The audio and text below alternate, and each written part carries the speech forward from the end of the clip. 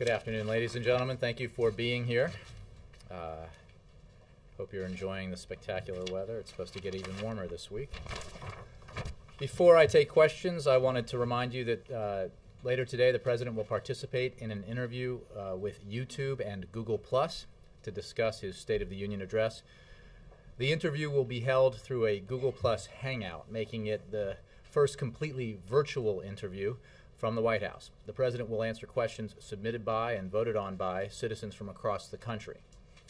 Through the White House YouTube channel, nearly 228,000 people submitted more than 133,000 questions and cast over 1.6 million votes leading up to this interview with the President.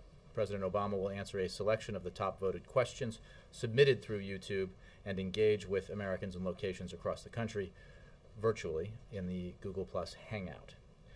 Continuing the administration's commitment to public engagement and participation, the White House launched an official presence on Google Plus earlier this month. The White House Google Plus page delivers news, engagement opportunities, and behind-the-scenes content to its followers.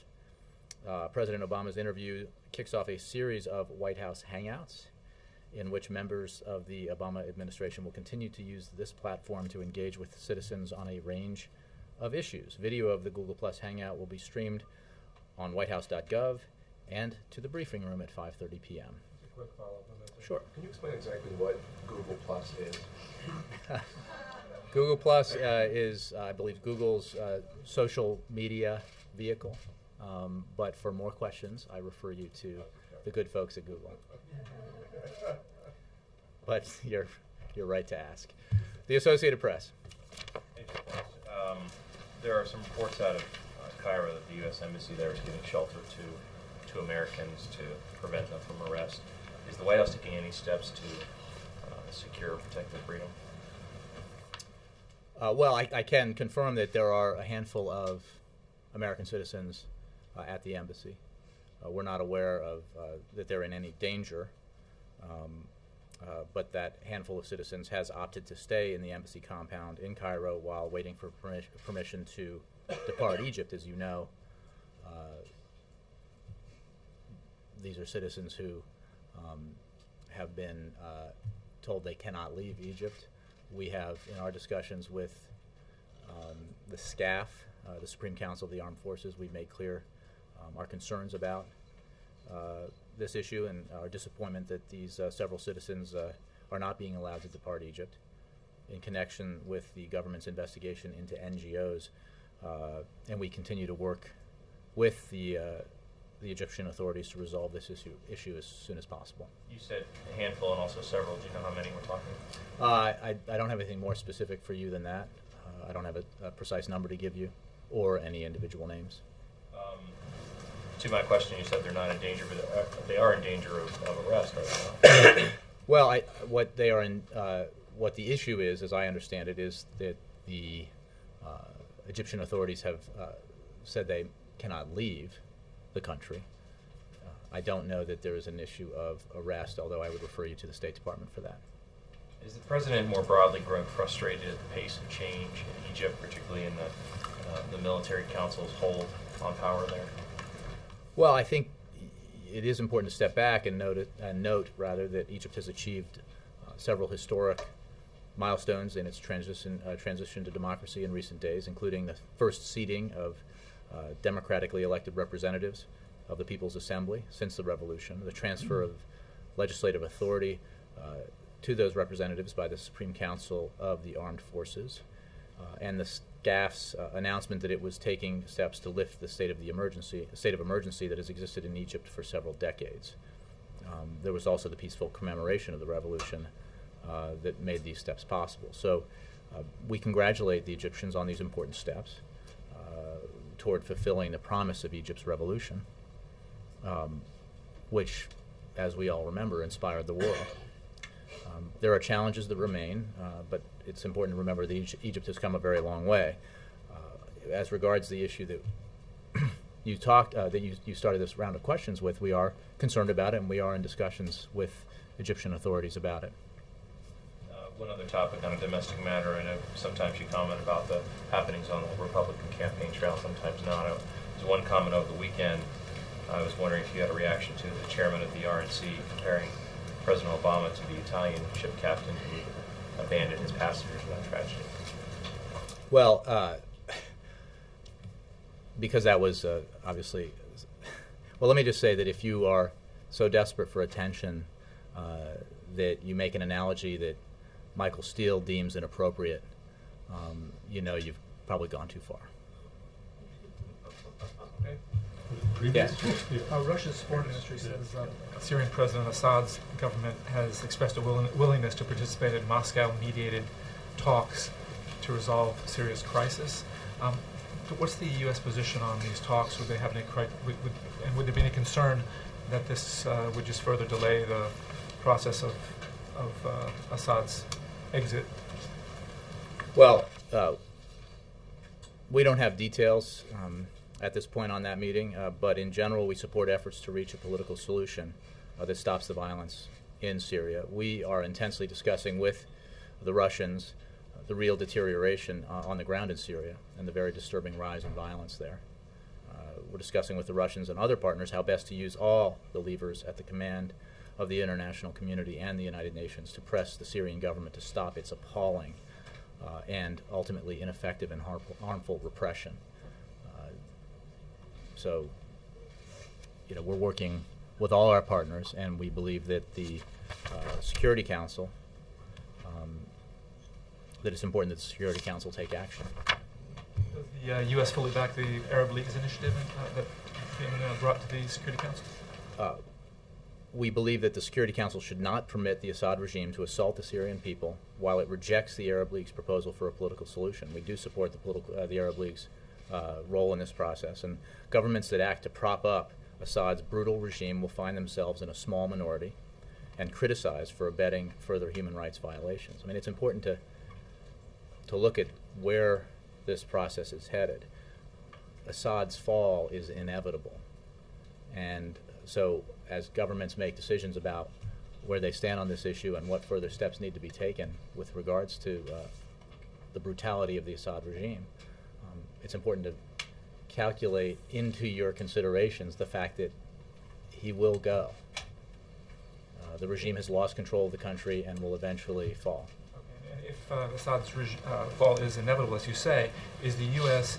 involved in or aware of any international efforts to arrange his going into exile?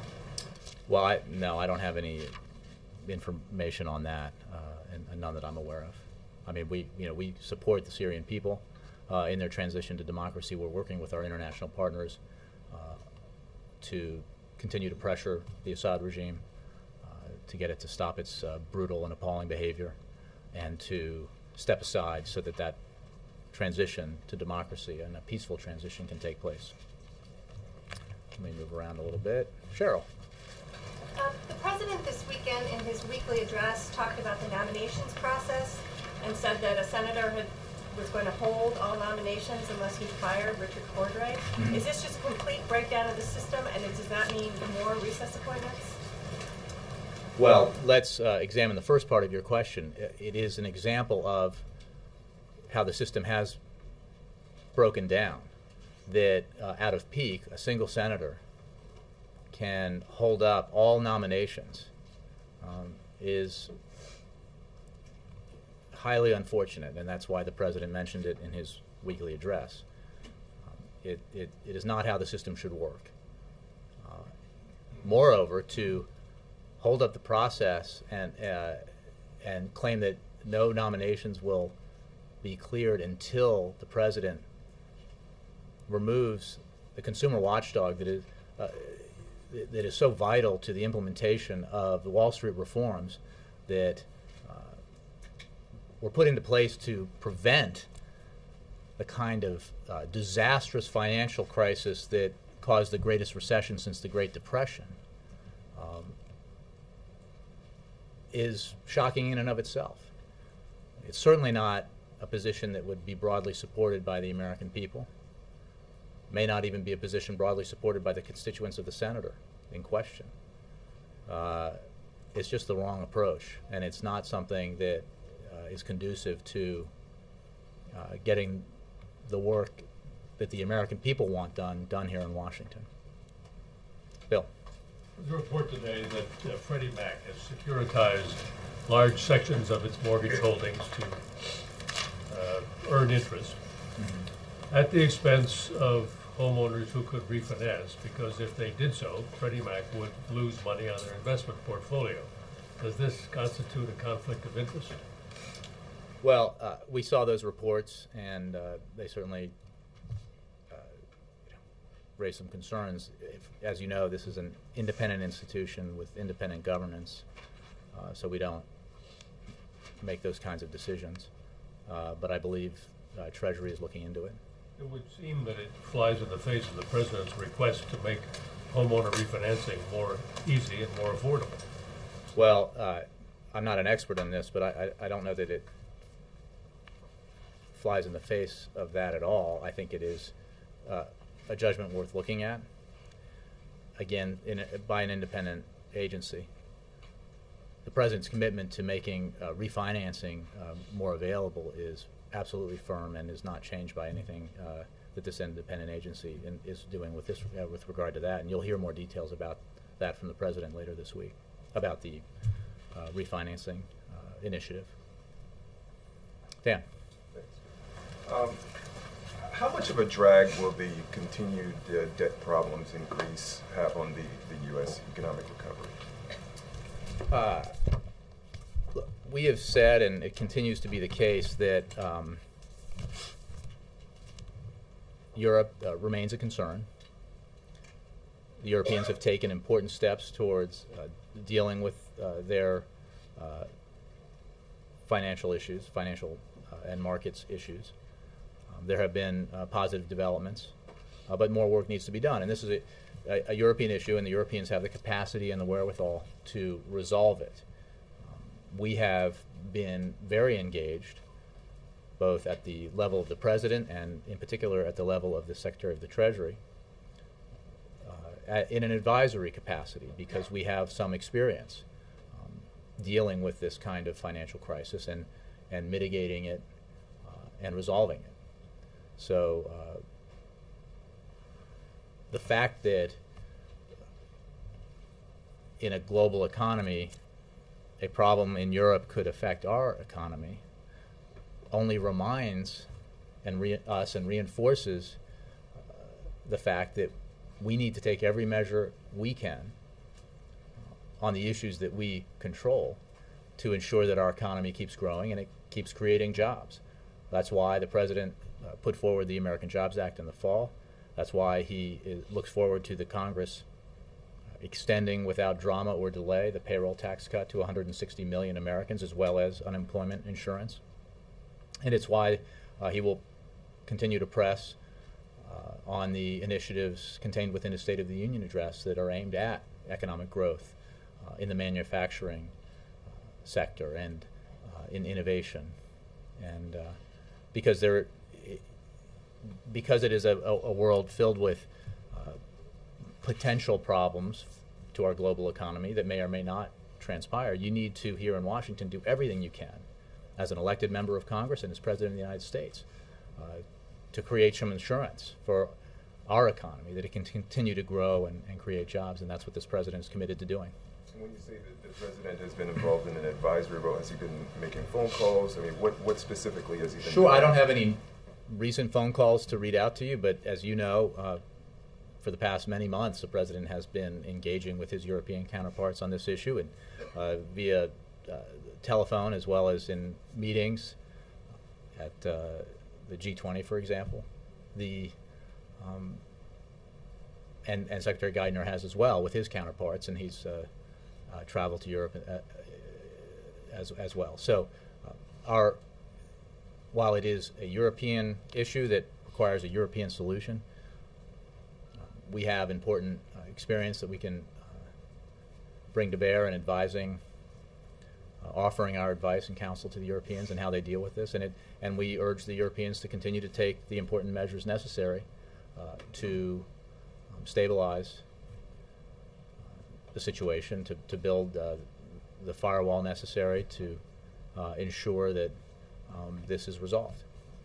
During the State of the Union, the President said, talking about the importance of keeping young people in school, said, quote, "So tonight I am proposing that every state requires that all students stay in high school until they graduate or turn 18. Can you flesh that out a little bit more? What specifically is the president going to do to push this proposal, I guess, forward? Well, I don't have any more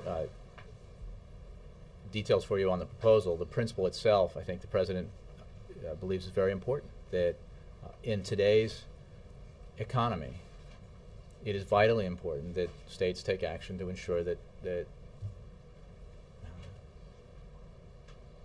Americans stay in school, that they get the education they need, the minimum education they need to be competitive in the workplace.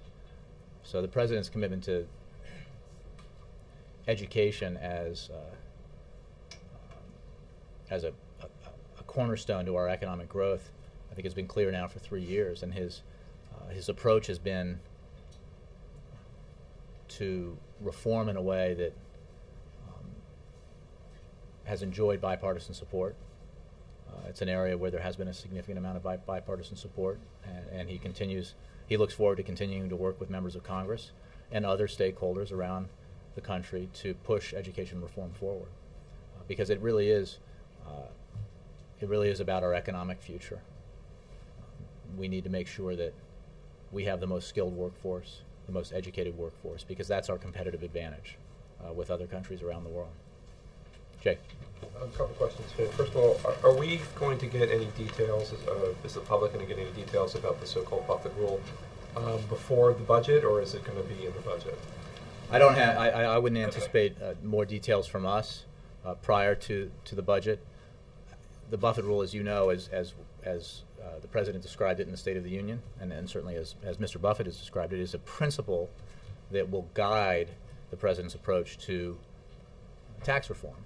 And that principle is simply that it's not in an environment like the one we live in, where we have important investments that we need to pay for, whether it's national security or investments in education and innovation.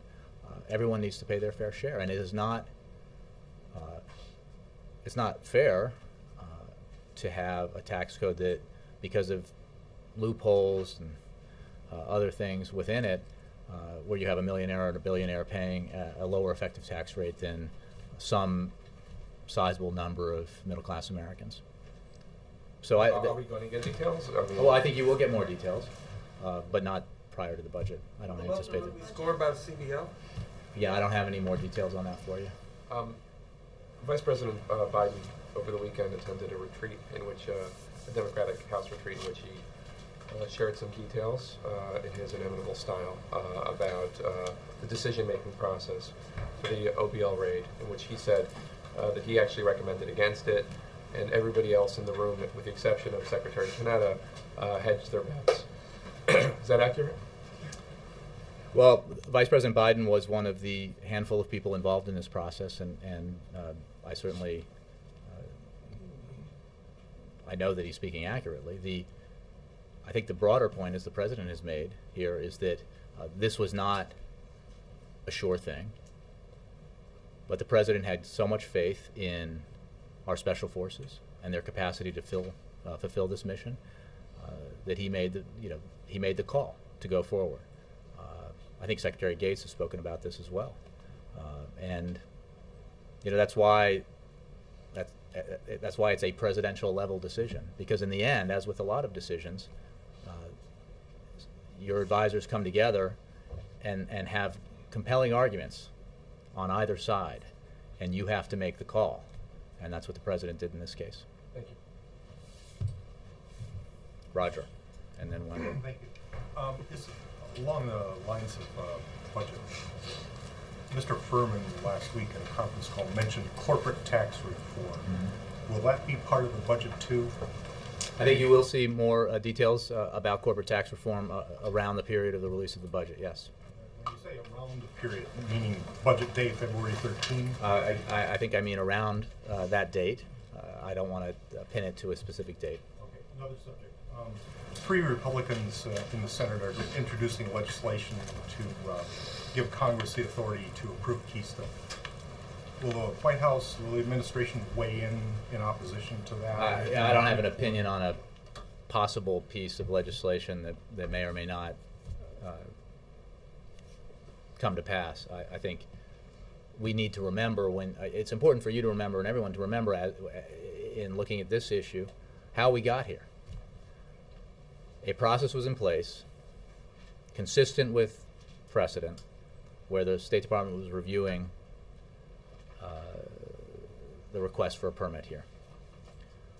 When significant concerns were raised about the pipeline route, not least by the Republican governor of Nebraska, a decision was made to seek an alternate route, one that did not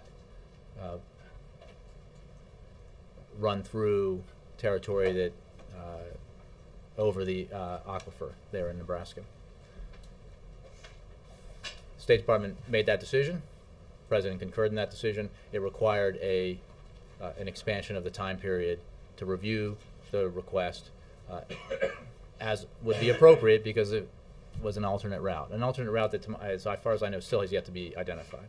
The Republicans, with absolutely clear warning from the State Department that doing so would put them in an untenable position, chose instead, for political partisan reasons, to insert this extraneous measure in the payroll tax cut extension, thereby all but ensuring that the State Department would recommend denying the permit because it could not grant a permit on a pipeline route that hadn't even been identified. So that's why we are where we are.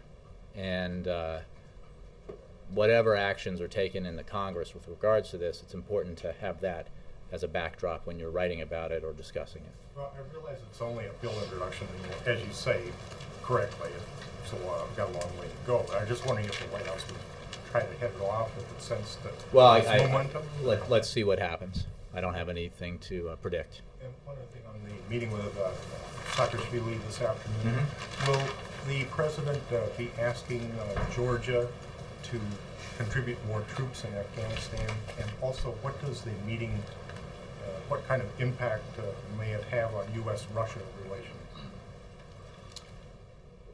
Well, let me just say that the president looks forward to the meeting with the Georgian president, Saakashvili, today in the Oval Office. This year marks the 20th anniversary of diplomatic relations between the United States and the Republic of Georgia. Today, the two presidents will discuss further strengthening the U.S.-Georgia Charter on strategic partnership by enhancing our cooperation in the fields of trade, tourism, energy, science, education, culture, and security. President Obama will underscore the importance of our defense cooperation with Georgia, including Georgia's substantial contributions to international security operations in Afghanistan. The President will reconfirm U.S. support for the integrity of Georgia's territory within its internationally recognized borders. The President also looks forward to discussing upcoming elections in Georgia and the reforms that will ensure Georgia's continuing transformation into a vibrant and stable democratic state. How's that for an answer? Well, I'm not going to. Well, let's why don't we wait for the meeting to happen, and if we have a readout to provide, we will provide it to you. I think that our approach to Georgia and Georgia's relations with Russia has not changed, and this meeting is, the President looks forward to it for all the reasons I just described. Wendell. A couple of questions. Recognizing that the upcoming budget will have elements of restraining spending and also trying to preserve the economic recovery, which direction will it tilt toward? More spending to make sure the recovery doesn't go south, or really getting a handle on the debt? Well, Wendell, as you know, because you reported on it, the spending has already been decided through the Budget Control Act. The overall amount that will be put forward in the budget was decided within in August in a bipartisan vote.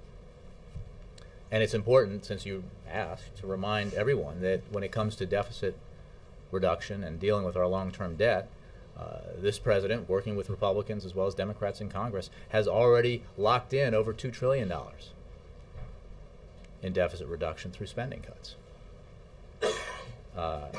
More needs to be done, and you can be sure that the proposal the President put forward last fall for a comprehensive balanced deficit and debt reduction will be reflected in his budget because it's the right way to go, as every independent bipartisan commission has said, and which this President firmly believes. And that balanced approach has to include revenues as well as entitlement reforms. The President's been committed to that approach from the beginning, and he remains committed to it, and you'll see that reflected in the budget. The spending was decided with Republicans late last summer. You know, Iran, Secretary Panetta says that it's possible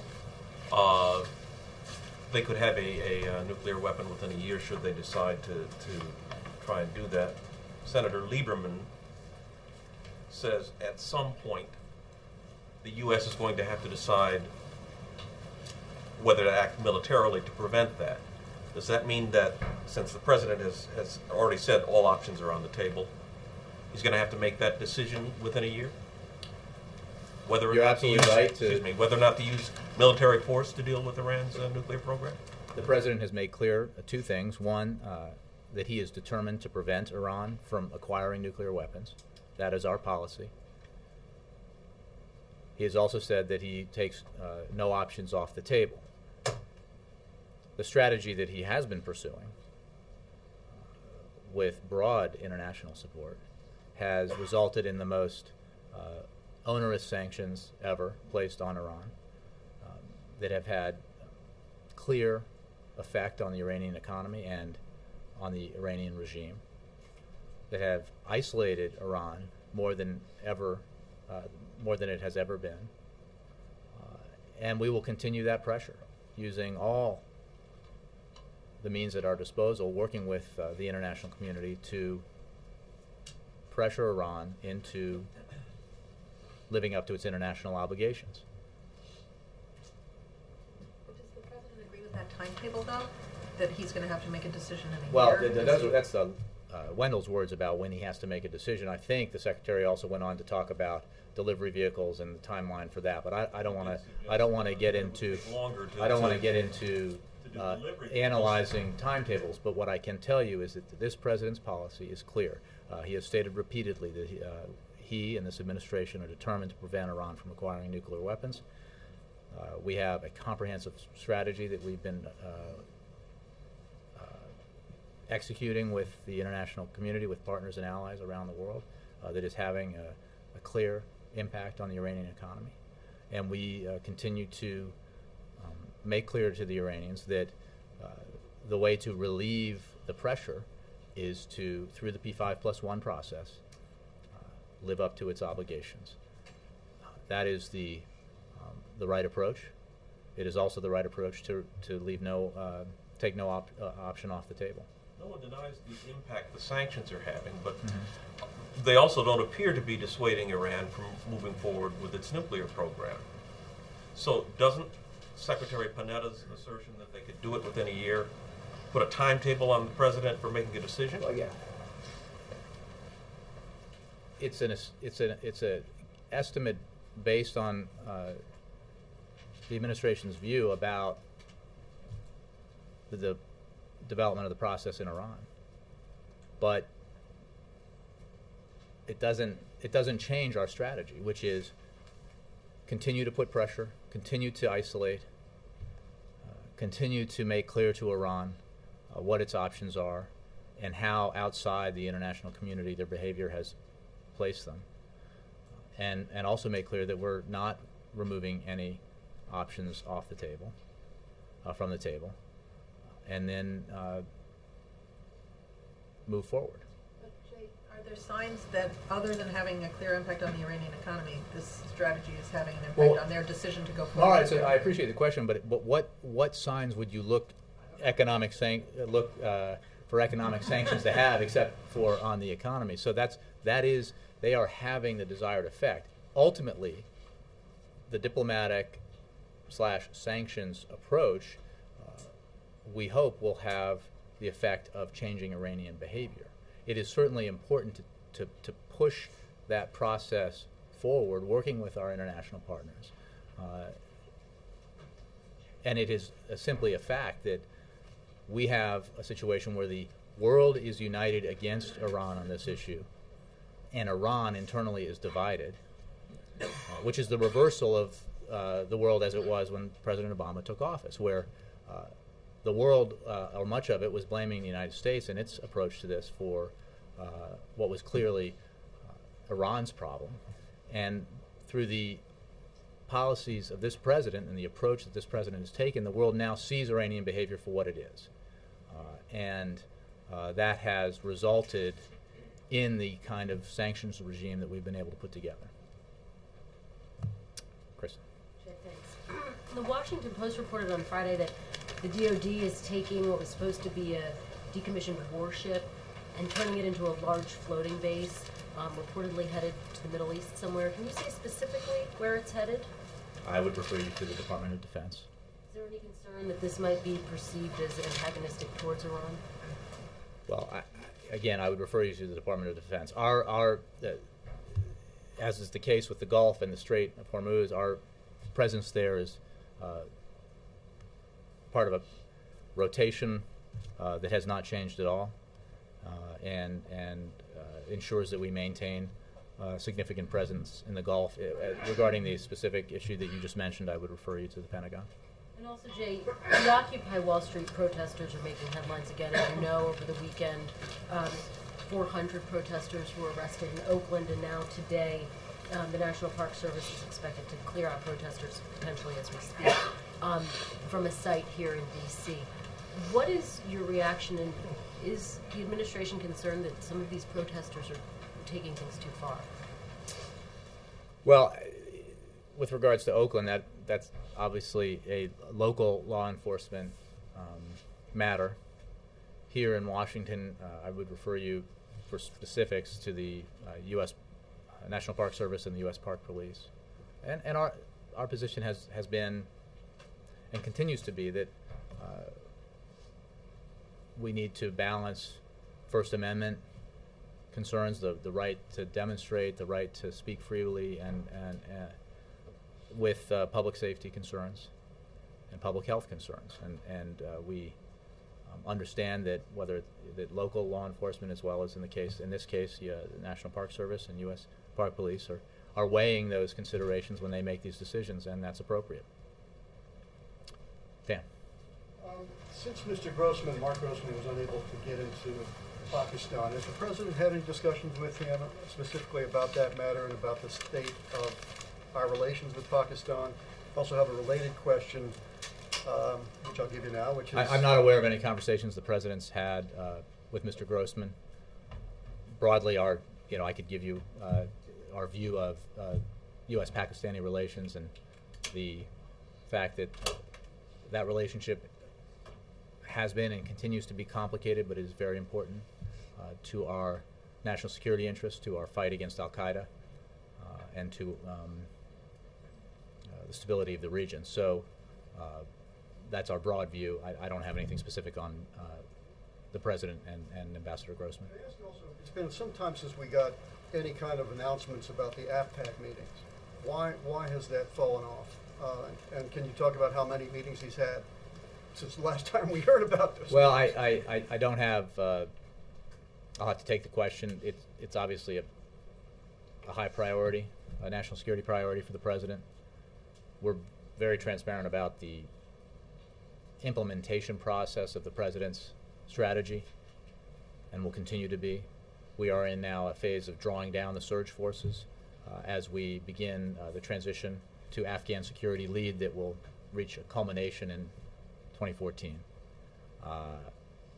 In terms of meetings of the AFPAC group, I'll have to take the question. It's certainly an issue that is discussed frequently in the President's national security time with his National Security Council advisors.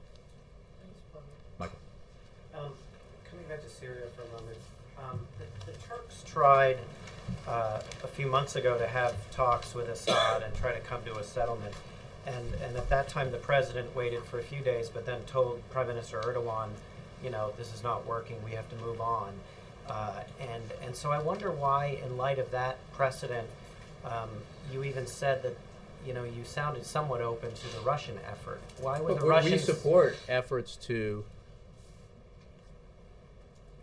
bring about a solution that results in the Assad regime leaving, to the peaceful transition to democracy that the Syrian people demand and deserve. And we welcome efforts toward those ends by the Arab League, by the Russians, by the Turkish government. I mean, this is because we share the goal here. that's not going to stop you from pushing for a resolution? That's tomorrow. correct. That's correct. It will not stop us. And And you're sending Hillary Clinton up to New York. we are. She's going up to the United Nations Security Council. I believe she's put out a statement just within the last hour or so on this issue, and making our position very clear. The Security Council should not permit the Assad regime to assault the Syrian people while it rejects the Arab League's proposal for a political solution. As I said before, governments that act to prop up Assad's brutal regime will find themselves in a small minority and criticized for abetting further human rights violations, because Assad's fall is inevitable. And as countries make this determination about where the approach they want to take to this issue, they should understand that the genie's out of the bottle. Assad's regime will fall. It will not. The status quo ante will not pertain again, and everybody needs to work towards a peaceful transition in Syria. The last time around, the administration was willing to give the Turks a little bit of time to see whether they could make something happen. It sounds like this time you're saying to the Russians, okay, that's fine, we support you, but we're going to go full steam ahead at the UN. Well, I don't think it's an either or. I think it's a both and obviously these processes don't all happen when you just snap your fingers. This is part of a working with the international community, working with our partners and allies. But as we saw just over the weekend, the level of carnage in Syria seems to be increasing. The appalling brutality is not abating at all. And it's important that the international community come together to make clear to the regime that this is unacceptable and it has to stop.